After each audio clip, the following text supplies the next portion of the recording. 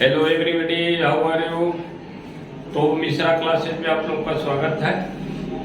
क्योंकि हम लोग इंटीग्रेशन कर रहे थे एक्सरसाइज 7.2 सब्स्टिट्यूशन मेथड से। क्योंकि हम बताए थे कि इंटीग्रेशन सब्स्टिट्यूशन मेथड से हम लोग क्यों करते हैं, इसलिए कि ताकि फंक्शन हमारा इजीली इंटीग्रेट हो जाए, और इस तरह से इंटीग्रेशन हम लोग करते हैं। और दूसरी बात कि इंटीग्रेशन बनाने से पहले सबसे पहले फार्मूला का याद होना जरूरी है, यानी ट्रिग्नोमेट्रिक फार्मूला भी याद होना चाहिए आपको, और डिफरेंशिएशन का भी फार्मूला याद रहना चाहिए, इंटीग्रेशन का भी फार्मूला याद रहना चाहिए।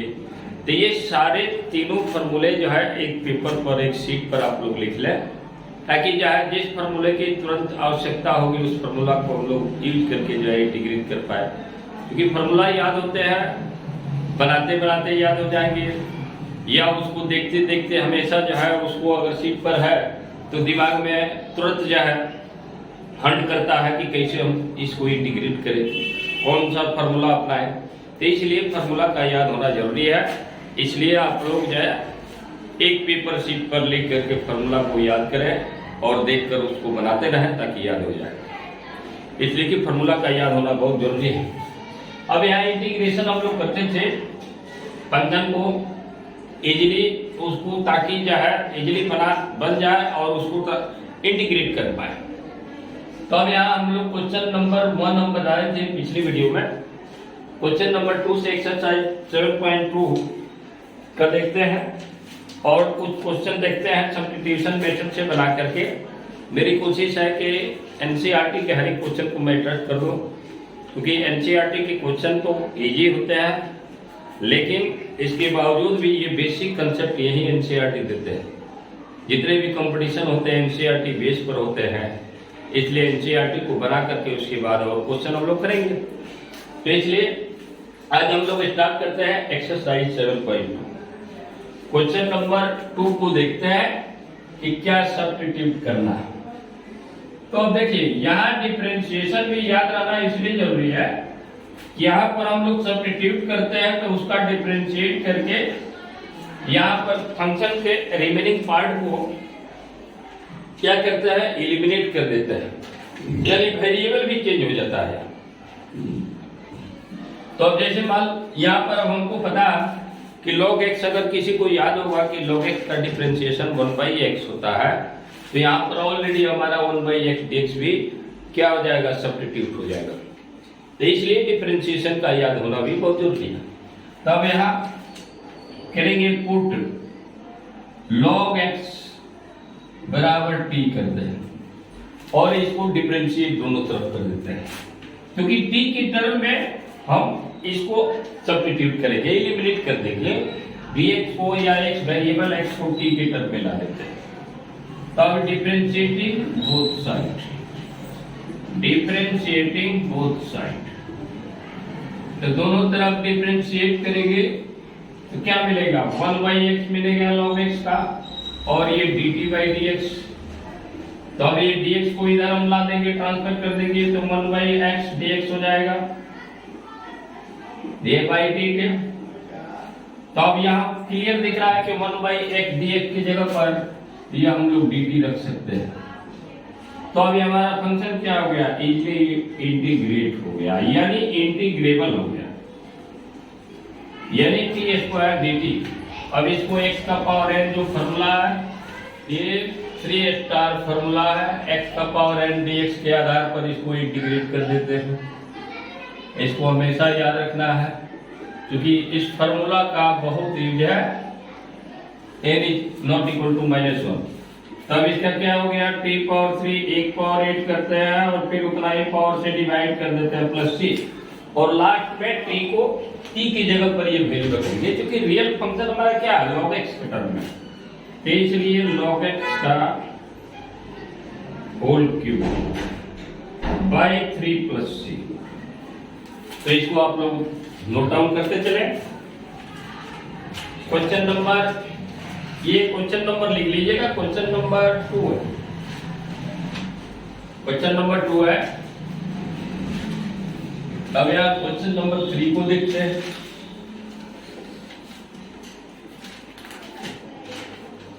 Question number 3। अब यहां दिया 1/x x plus log x दिया है। तो अब रहा कि इसमें सबसे पहले सोचते हैं, यानी जितना पॉसिबल जो है हम लोग थिंक कर सके, सोच सके कि क्या इसमें कर सकते हैं। तो यहाँ पर आप देख रहे हैं कि क्लियर है, दोनों तरफ है, तो एक कॉमन निकाल लेते हैं। तो इसमें सबसे पहला काम है कि इसमें कॉमन निकाल लेंगे। तो यहाँ 1 प्लस log x आएगा और dx आएगा।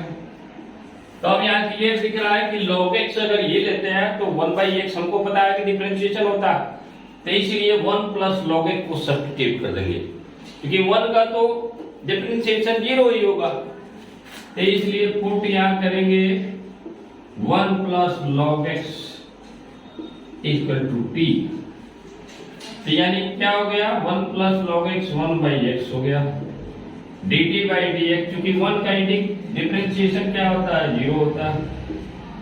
तो 1/x dx बराबर dt हो गया, यानी dx को हम क्रॉस ट्रांसपोज कर दी, तो ये 1/x dx हो गया। अब यहाँ 1/x dx की जगह पर dt लिख देंगे, यानी फंक्शन हमारा अब ये 1/t dt हो गया। तो ये बहुत इजीली इंटीग्रेट हो गया, क्योंकि 1/x का इंटीग्रेशन हम लोग जानते हैं log x, यानी log mod t plus c लिखना बोलना नहीं है। फिर t की जगह पर एट लास्ट में हम लोग क्या कर देंगे, 1 प्लस x लिख देंगे और यही आंसर हो जाएगा। यानी इस तरह से सब्स्टिट्यूशन मेथड में हम लोग क्या करते हैं कि एक तरह से फंक्शन को सिंपलीफाई कर देते हैं और वो क्या होता है, फंक्शन इजीली इंटीग्रेट हो जाता है। तो अब यहाँ पर ये भी देखना होता है कि हमारा डिफरेंशिएशन भी अगर हम कर रहे हैं तो क्या कुछ और मिल रहा है इसका रिमेनिंग पार्ट, ठीक है। तो इसलिए डिफरेंशिएशन का याद होना जरूरी है। अगर नहीं याद है जिसको, वो डिफरेंशिएशन का फॉर्मूला निश्चित तौर से लिख करके पेपर शीट पर आप अपने पास रखें और उसको बनाए, और बनाते बनाते वो भी फॉर्मूले याद हो जाएगा।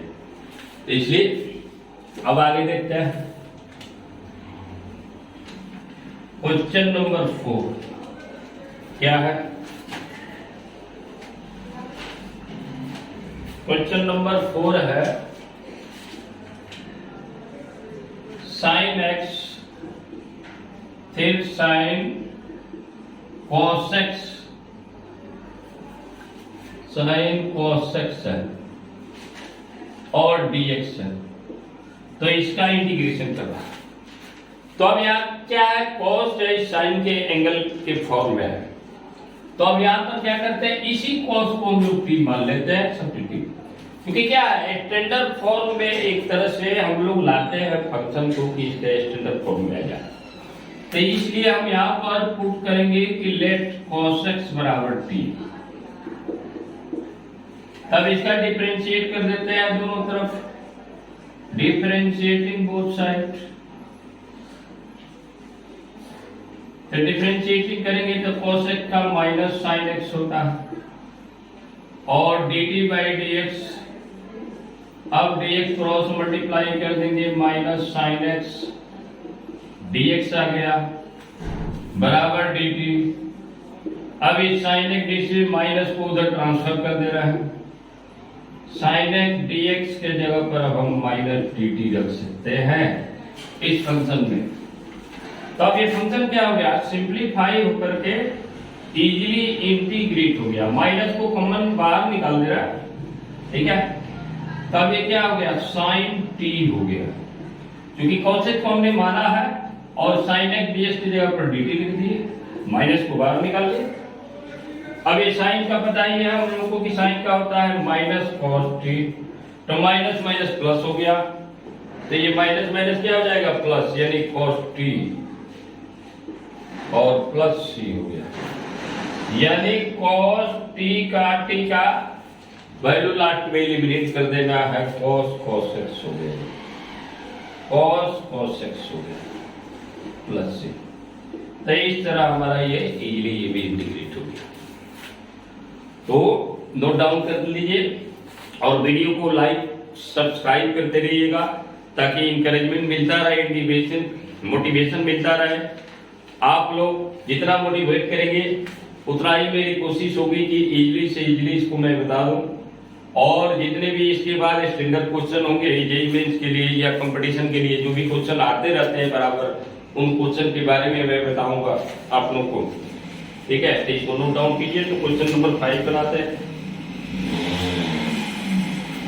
5 को देखते हैं।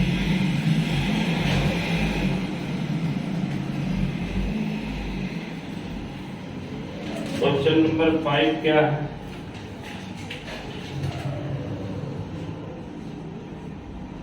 Sign x plus b cos x plus b. तब ये क्या है? अब यहाँ सब्स्टिट्यूशन करने की जरूरत इसलिए यहाँ पड़ रही है कि स्टैंडर्ड जो है साइन एक्स और कॉस एक्स का फंक्शन है, क्योंकि स्टैंडर्ड क्या है? साइन एक्स है, स्टैंडर्ड ट्रिग्नोमेट्रिक फंक्शन। तो अब यहाँ एक चीज और भी ध्यान देना है कि फार्मूला, ट्रिग्नोमेट्रिक फार्मूला भी याद रहना चाहिए। किसी को फार्मूला याद है तो तुरंत यहाँ हम लोग फार्मूला का यूज करेंगे। अब जैसे यहाँ पर क्लियर दिख रहा है, इसी हम लोग एक फार्मूला जानते हैं, साइन 2a बराबर क्या होता है? 2 sin a cos a। तो अब यहाँ पर दिमाग में रहेगा कि हाँ ये sin a cos a तो है, 2 नहीं है। तब 2 नहीं है तो यहाँ 2 मल्टीप्लाई कर लेते हैं और इतना ही 2 से डिवाइड कर दे रहे हैं। तो यहाँ सवाल का क्या होगा? यानी प्रॉब्लम हमारा केवल फॉर्मेट बदला, वैल्यू कुछ नहीं बदला। हाँ इतना हुआ कि अभी हमारा फॉर्मूला के आधार पर क्या हो जाएगा? sin 2a लिख सकते हैं। तो इसलिए अब इजीली इंटीग्रेट होगा 1 बाई साइन 2a की जगह पर यहाँ x प्लस b है और dx हो गया, फॉर्मूला बन गया।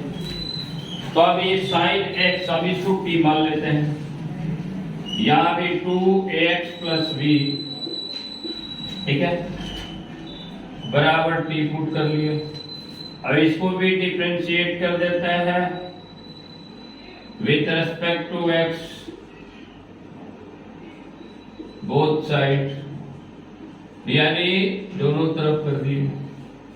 तब इसका डिफरेंशिएशन 2a कांस्टेंट है, बाहर निकालेंगे और dx बाई dx1, b का कांस्टेंट है तो 0 हो गया, ठीक है, बराबर dt बाई dx हो गया।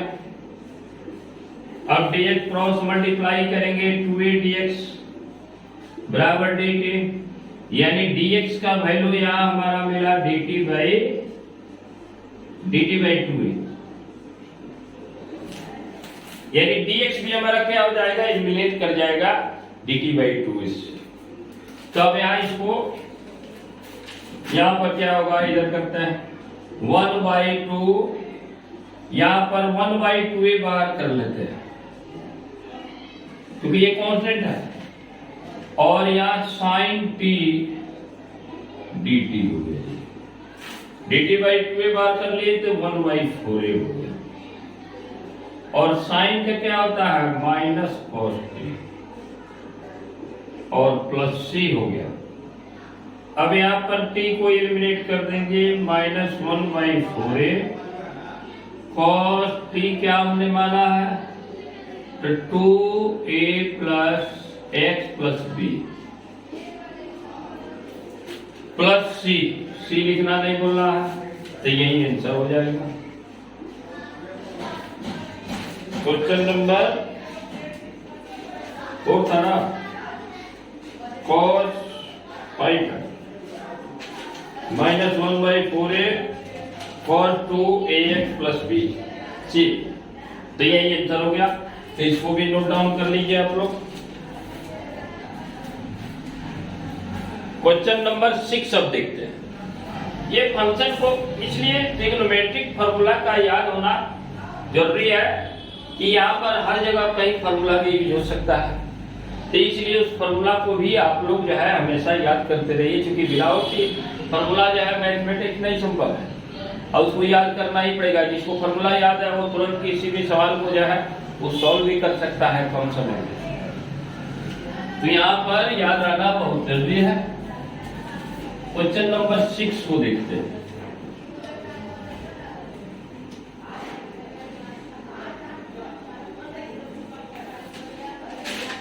क्वेश्चन नंबर 6 क्या है? Under root x plus b dx, इसका इंटीग्रेशन करना है। तो अगर स्क्वायर रूट में कोई फंक्शन आए स्क्वायर रूट में, तो ये मैक्सिमम हम लोग की सोच होनी चाहिए कि इसी को हम लोग कोई टी मान लें, ठीक है। तो इसी को टी मानना जाए बेटर होगा, x plus b equal to t मान लेंगे। अब ये डिफरेंशिएटिंग बोथ साइड हम लोग डिफरेंशिएट कर देते हैं। ये तो कांस्टेंट है और b 0 हो जाएगा dt बाई dx, यानी a dx बराबर हो गया dt। तो a को भी ट्रांसफर कर दे रहा है, यानी dt बाई a हो गया, यानी dx हमारा सब्स्टिट्यूट होगा dt बाई a। तो अब ये क्या हो गया, square root t dt by a, तो 1 बाई a को बाहर कर देते हैं। अब इसका इंटीग्रेशन हम लोगों को पता ही है कि t का पावर n के फॉर्मूला से होगा x का पावर n, तो 1 बाई a t का पावर 3 बाई 2 हो जाएगा। अब बाई 3 बाई 2 से डिवाइड कर देंगे, तो ये क्या हो गया 2 बाई 3a t का पावर 3 बाई 2 प्लस c, और इसी t की जगह पर लास्ट में कर देना है सब्स्टिट्यूट, यानी t हमने क्या माना है, तो x प्लस b माना है, तो x प्लस b का पावर 3 बाई 2। यानी इस तरह से हम लोग क्या कर देते हैं कि पुट करके स्टैंडर्ड फॉर्म में ला देते हैं और उसको इजीली इंटीग्रेट कर देते हैं। 2 बाई 3x प्लस b का पावर 3 बाई 2। तो इसको आप लोग नोट डाउन कर लीजिए। क्वेश्चन नंबर 7 को देखते हैं।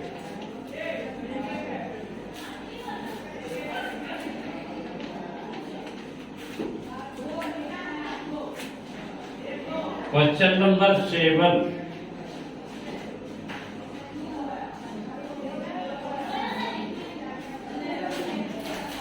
क्वेश्चन नंबर 7 क्या है, x प्लस 2 इसका इंटीग्रेशन करना है। तो अब एक चीज कि यहाँ x रूट के अंदर में जो कुछ भी है उसी को हम लोग कोशिश करते हैं कि सब्स्टिट्यूट करें।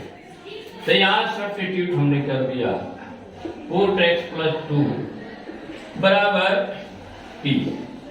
तब रहा कि x dx कैसे एलिमिनेट होगा, तो x dx अगर डिफरेंशिएशन से नहीं आ रहा तो हम x का वैल्यू इससे तो निकाल सकते हैं। क्या हो जाएगा, 2 को इधर ले जाएंगे t माइनस 2 होगा, तो इसीलिए x को हम लोग क्या कर सकते हैं, सब्स्टिट्यूट कर सकते हैं। तो इसीलिए x प्लस 2 को ही t मानते हैं। तो dx बाई dx क्या हो गया, ये 1 हो गया बराबर dt बाई dx, यानी dt क्या हो गया, dx के बराबर हो गया, यानी dx dt के बराबर हो गया। तो अब यहाँ पर क्या करेंगे, x का भी मान निकाल लेंगे इस फंक्शन से t के टर्म में, तो क्या हो गया t माइनस 2 हो गया, और यही सब्स्टिट्यूट यहाँ करेंगे, यानी t माइनस 2 और अंडर रूट t, अब अंडर रूट t से मल्टीप्लाई होगा dt, ये क्या है dx की जगह पर dt रखना। अब यहाँ पर करेंगे तो ये क्या हो जाएगा, रूट t से मल्टीप्लाई करेंगे तो t का पावर 3 बाई 2 होगा, और 2 को कांस्टेंट को बाहर निकालेंगे, t का पावर 1 बाई 2 dt। अब इसको इंटीग्रेट करेंगे, ये dt लिखना है माइनस, यानी फंक्शन को मल्टीप्लाई करके अलग अलग कर देते हैं। अब यहाँ t का पावर 3 बाई 2 प्लस 1 हो गया, और यही प्लस 1 करेंगे तो इस तरह से 5 बाई 2 आएगा, 3 1 5 बाई 2, तो 5 बाई 2 से ये डिवीजन होगा, माइनस 2 का पावर यहाँ प्लस 1 करेंगे तो 3 बाई 2 आएगा, 3 बाई 2 से डिवाइड होगा, प्लस c लिखेंगे। अब ये 2 बाई 5 हो गया, 2 बाई 5 t का पावर 5 बाई 2, माइनस ये 2 ऊपर चला जाएगा तो 2 2 जब 4 t का पावर 3 बाई 2 प्लस c, और लास्ट में करना क्या है कि इस t की जगह पर जो हमने माना है उसको रख देना है, क्योंकि रियल फंक्शन हमारा क्या है, x+2 है, तो इसलिए 2/5 और x+2 का पावर 5/2 रख दो। अब -4/3 x+2 का पावर 3/2 अब +c, यही क्या हो गया, आंसर हो गया। यानी कितना आया, 2/5x प्लस 2 का पावर 5/2 -4/3x+2 का पावर 3/2 + c। तो इस तरह से हम लोग जो है सब्स्टिट्यूट करके, तो आप लोग इसको नोट डाउन कर लीजिए और वीडियो को लाइक सब्सक्राइब निश्चित तौर से करें, ताकि इंकरेजमेंट मिले, मोटिवेशन मिलता रहे, और मैं हर एक क्वेश्चन को इजीली तरीके से कराऊंगा। तो सबसे पहले नोट डाउन कर लीजिए आप लोग।